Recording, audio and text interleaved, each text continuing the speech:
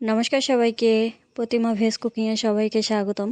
আজ আমি তোমাদের সাথে আমড়া ভর্তা রেসিপি শেয়ার করব। এখানে আমি 4টা আমড়া প্রেশার কুকারে সেদ্ধ করে নিয়েছি। প্রেশার কুকারে সেদ্ধ করার কারণে আমড়ার চোচাগুলো অটোমেটিক ছেড়ে গেছে। এবার এখানে আমি 3টা শুকনো মরিচ পুড়িয়ে নিয়েছি, পরিমাণ মতো লবণ। এবার মরিচটা ভালো করে পিষে নেব।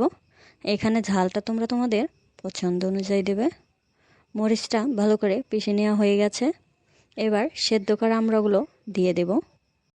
একটা একটা করে নিয়ে হাত দিয়ে চটকে নেব।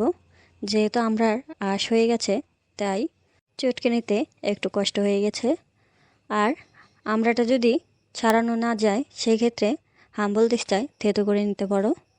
এবার দিয়ে দেব সরিষার তেল। এবার মিশিয়ে নেব। এই আমড়া ভর্তাটা কিন্তু গরম গরম ভাত দিয়ে খেতে খুবই মজা লাগে। আশা করি তোমরা একবার বানিয়ে খেয়ে দেখবে। আর আজকের এই রেসিপিটা তোমাদের কেমন লাগলো অবশ্যই কমেন্ট করে জানাবে। সবাই ভালো থাকবে, সুস্থ থাকবে। নমস্কার।